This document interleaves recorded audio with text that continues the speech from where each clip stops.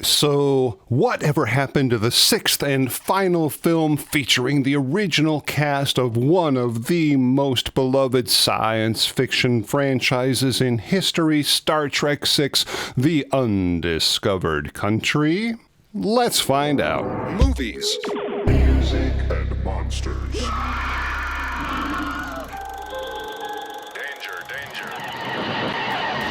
Hey, my friends, Dan Monroe here, talking about movies, music, and monsters. But really quick before we get started, check this out. Star Trek Fleet Command, the galaxy needs a leader. Will you answer the call? What better way to get your warp drive in high gear than courageously diving into epic adventures where no man has gone before with this week's sponsor, Star Trek Fleet Command, where you forge your own alliances and explore the galaxy like never before on both PC and mobile devices. Embark on your own amazing journey through the expansive Star Trek universe, form new alliances, and take part in some of the iconic Star Trek battles, beginning as a fledgling commander, building your own starbase and assembling your own crew, receive training from legendary characters like Kirk, Spock, and Uhura.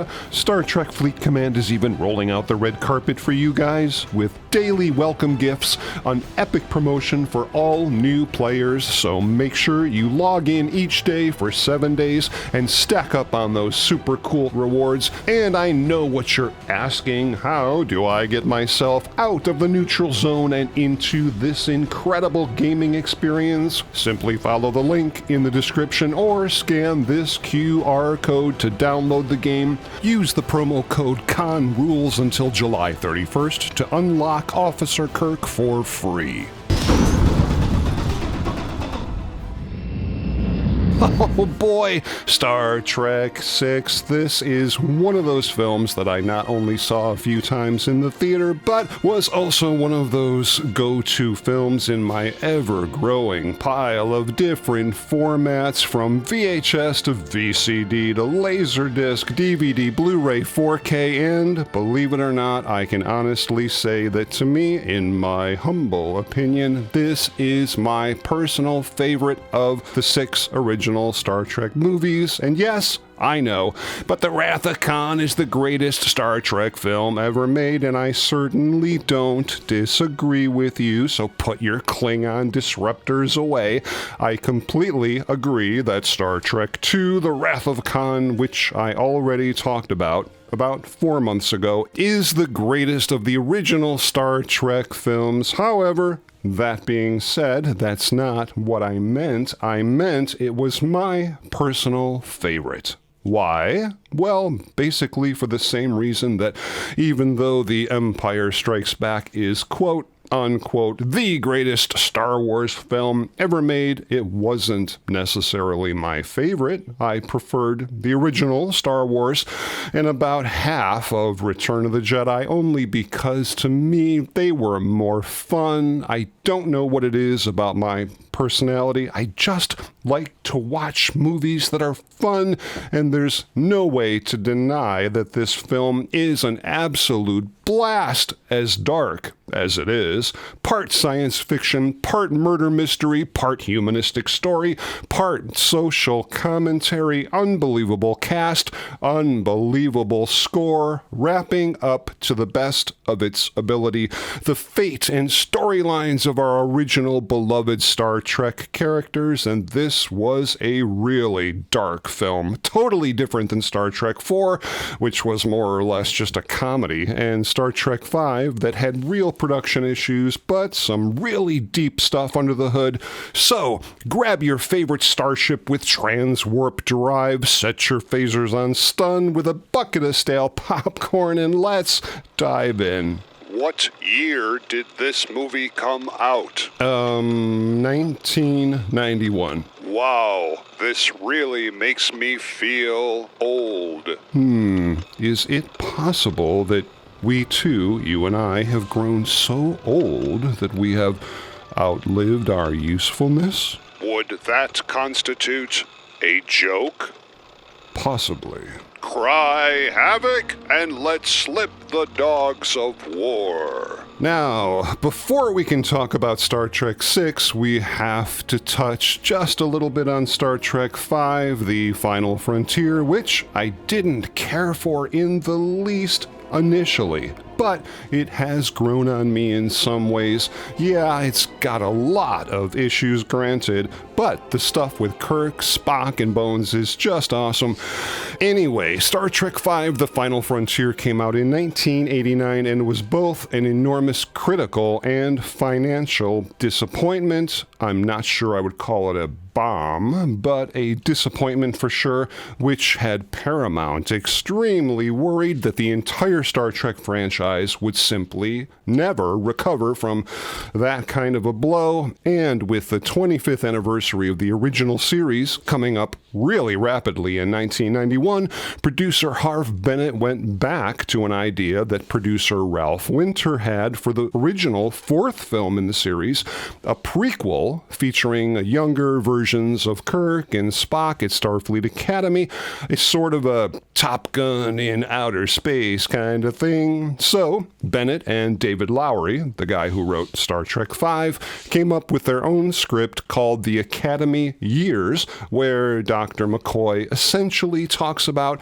how he met Kirk and Spock. It shows a lot of their upbringing as kids, telling the story about George Kirk, Kirk's father, Spock being bullied because he was the only Vulcan student. You know, this really is starting to sound quite a bit like the J.J. Abrams version of Star Trek we got in 2009, but that's a completely different video. The Kelvin Timeline. Yes, it is, but I actually liked that film, and I still do. Really. The two that that followed, not so much. Anyway, Paramount was not interested in the least and rejected the script. Walter Koenig, who is, in reality, a really good sci-fi writer, wrote his own outline for the film called In Flanders Fields, where all the Enterprise crew, other than Spock and McCoy, are killed. So, yeah, that didn't really go over too well, especially with the other members of the cast.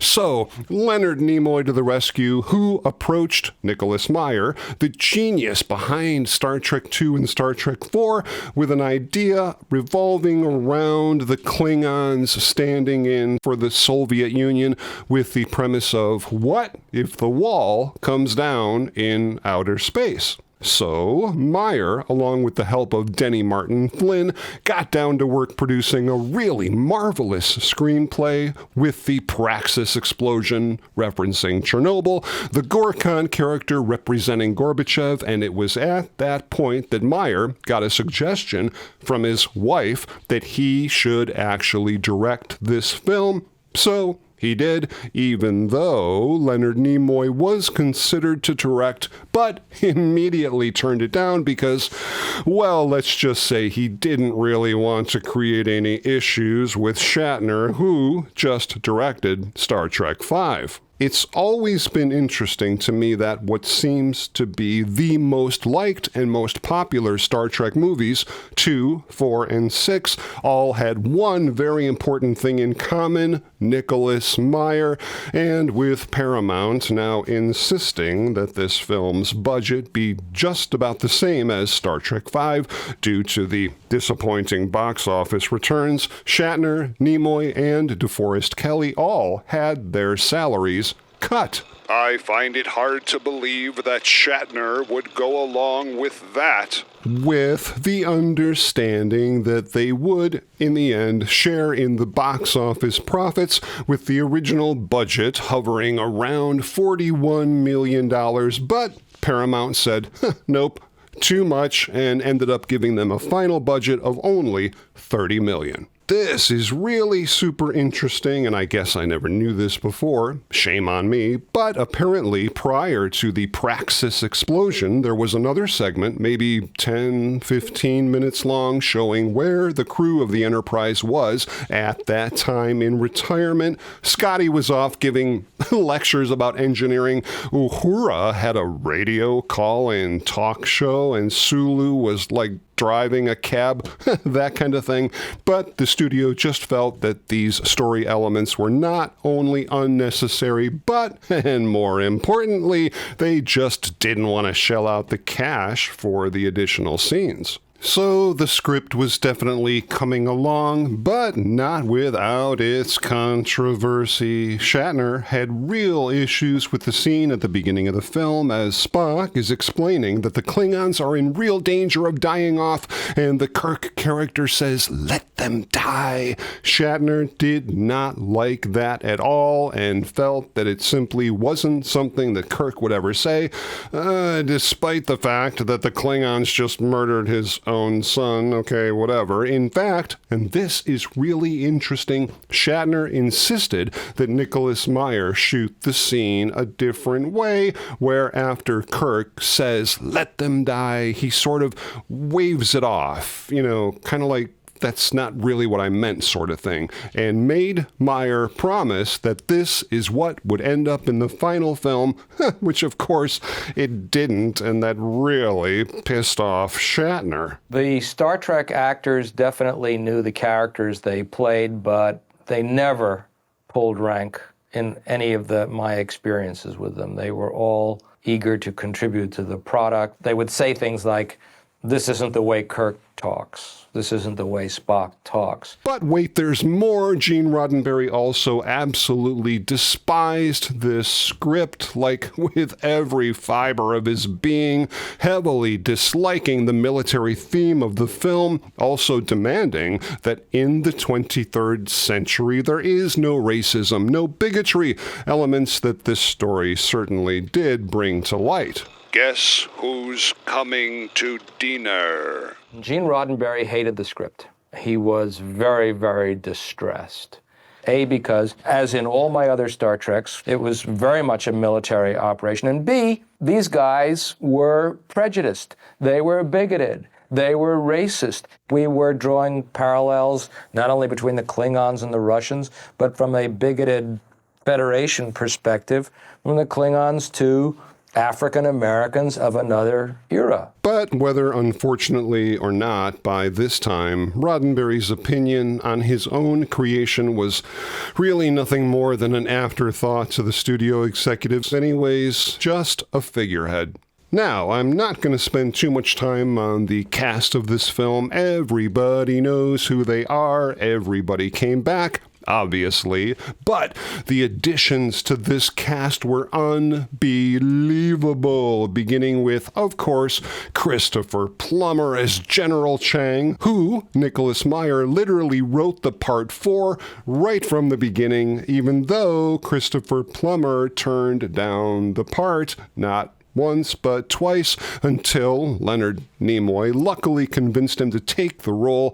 He was just maybe a little concerned about his reputation being tarnished by an empty Star Trek villain character, but holy Jiminy Christmas, what a performance. Nick Meyer will remain in my mind as one of the nicest experiences I've ever had working with someone who was civilized, who had wit, charm, and was able to write words that had life to them and had a sense of language. And the whole kind of idea that Klingons were terribly knowledgeable about Shakespeare and the classics, which was a wonderful touch that Nick put in. I just hope that I can work with Nick Meyer again. I hope he's watching this to give me a job. That's what I'm really auditioning for.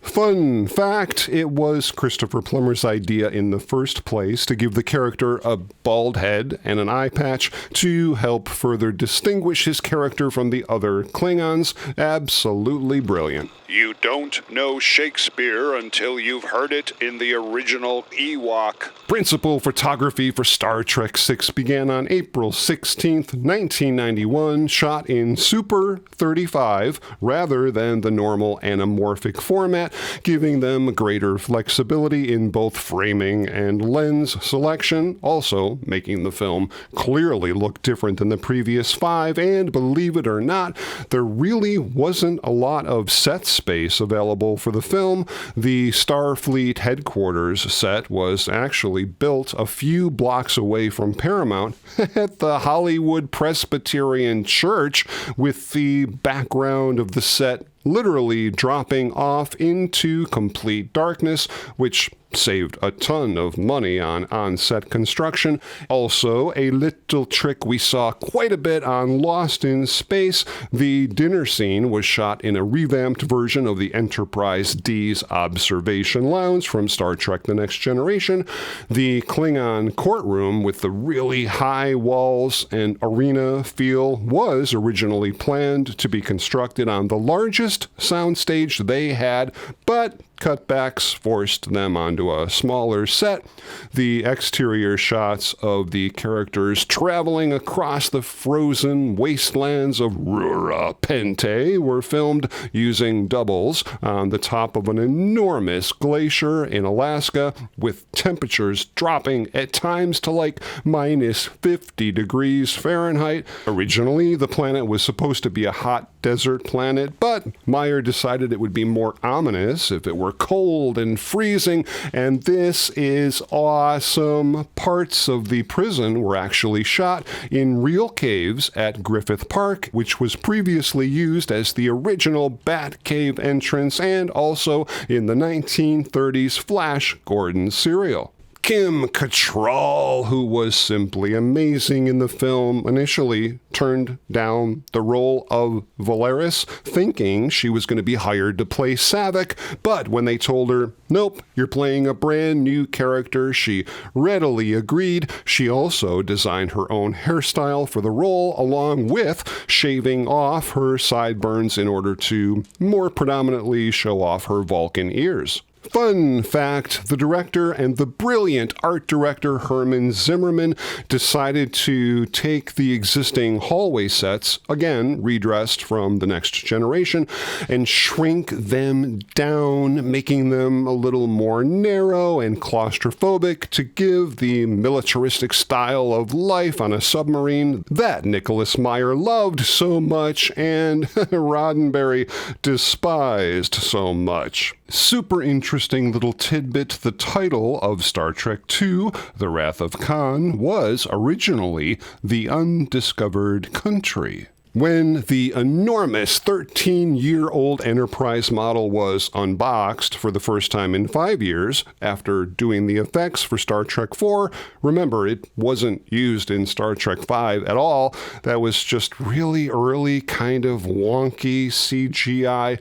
The crew was horrified to find that the model was in really bad shape, requiring extensive repair work in order to get it usable for the special effects shots in this film. Interesting tidbit that everybody already knows, but in case you missed it, Michael Dorn, who played Worf in The Next Generation, played his own grandfather in this film. Kind of interesting, Captain Sulu was the only regular character from Star Trek ever to be given command of a starship other than the Enterprise. There is an old Ewok proverb, only Nixon could go to China. Fun fact, Christian Slater's brief cameo was the result of his mother, Mary Jo Slater, who was the casting director for the film, knowing that her son was a huge Star Trek fan, and I'm not sure whether this is interesting or slightly disturbing, but Slater wore a pair of pants, which were actually William Shatner's pants, for his brief scene, which he thought was absolutely wonderful, and he even framed his $750 paycheck that he received for this tiny walk-on role. The Klingon warship in this film was the exact same filming model that was used way back in Star Trek The Motion Picture, with some slight modifications and a new paint job. They did use some CGI, but nowhere near as much as Trek V alive, that's for sure. And the last scene of the film was actually arranged to be shot on the very last day of filming. Super cool, with Nicholas Meyer suggesting on that day that Kirk quote Peter Pan for the last lines. Second star to the right and straight on till morning. Absolutely beautiful way to end not only the film, but also the storyline of our beloved Star Trek characters. Well, at least in this timeline, anyway. My sense was that this was our final sort of old soldiers fading away scene. You know, it's over for us. See you later, it's been great. Next. And there was the sense of maybe this was the last movie, and a variety of emotions, good and bad. It was looking back, was very interesting, very nice. The majority of the visual effects were created by ILM Industrial Light and Magic. Over 100 different special effects shots were planned, but eventually cut down to 51 due to budgetary constraints, but we did get some really cool stuff, starting off with the explosion of Praxis with the now infamous and quite frankly overused effect of what is known in Hollywood as the Praxis wave.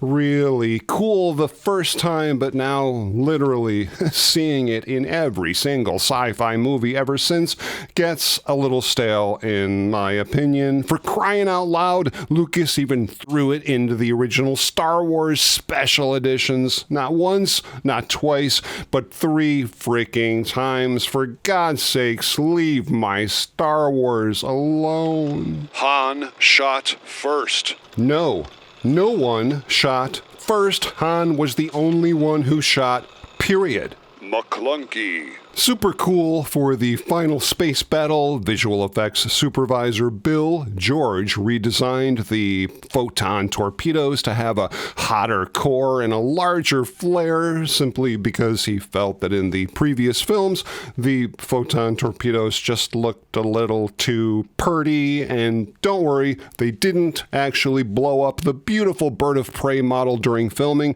A special pyrotechnic model was created from a rubber cast of the bird of prey and exploded rather than harming the precious original filming model. The musical score in this film was awesome, composed by a very young Cliff Idleman.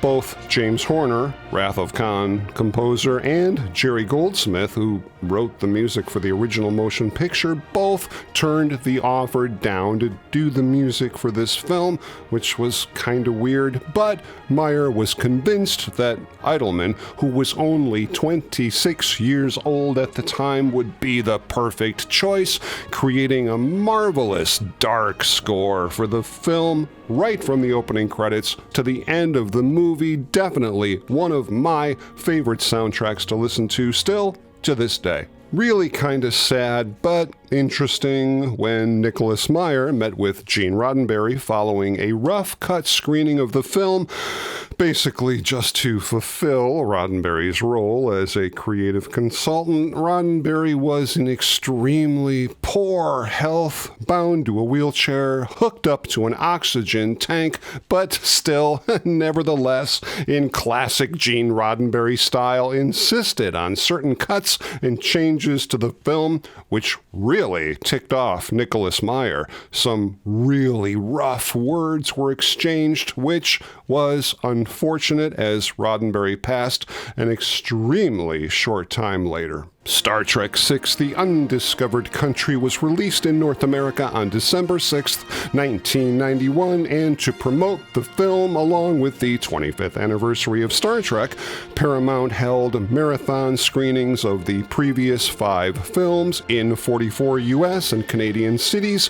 Leonard Nimoy, who received $1 million to cameo in the Next Generation 2-part episode Unification, aired in November of 91 to increase interest in this film, and unfortunately, Gene Roddenberry did not live long enough to see this film's release, passing away of heart failure on October 24th, 1991. Live long and prosper, Gene Roddenberry. The Undiscovered Country grossed over $18 million in its opening weekend, making it one of the biggest successes of 1991.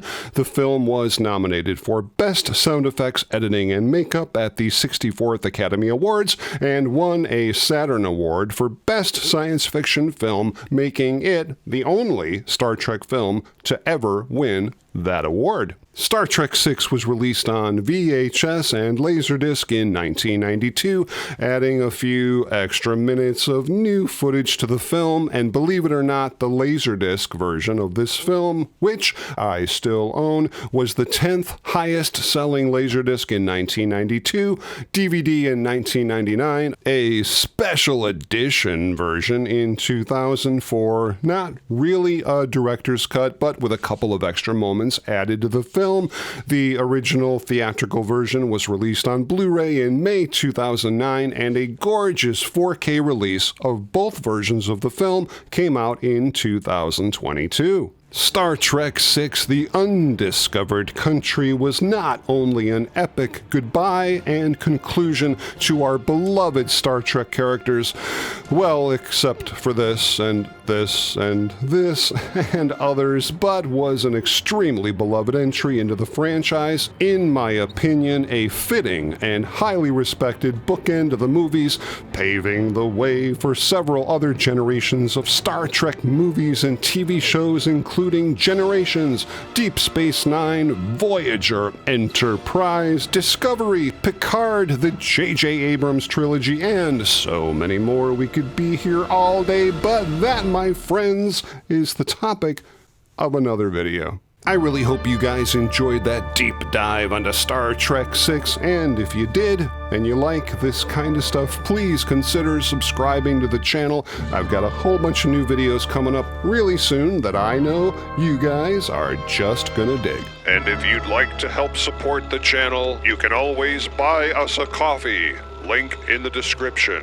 And please feel free to stop back anytime as we together continue the conversation on movies, music, and monsters. Sci-fi and outer space fans unite as the Space Museum and Grissom Center present Show Me Space Sci-Fi. Saturday, June 28th, 2025. Meet in person your favorite classic sci-fi robots. Enjoy special guests, Dan Monroe from YouTube's Movies, Music, and Monsters, Space Shuttle astronaut Dr. Tom Jones, and more. Watch out for stormtroopers with the 70th Explorers Garrison. Blast off with incredible sci-fi model building and costume contests. Tour the Space Museum, get in on the door prizes, and blast off into excitement. Get your tickets now at eventbrite.com or visit space-mo.org for more information. Don't get lost in space. Join us one day only, Saturday, June 28th at the Space Museum and Grissom Center to enjoy the ultimate celebration of the most iconic sci-fi universes that have captured our imaginations for generations. Movies, music, and monsters.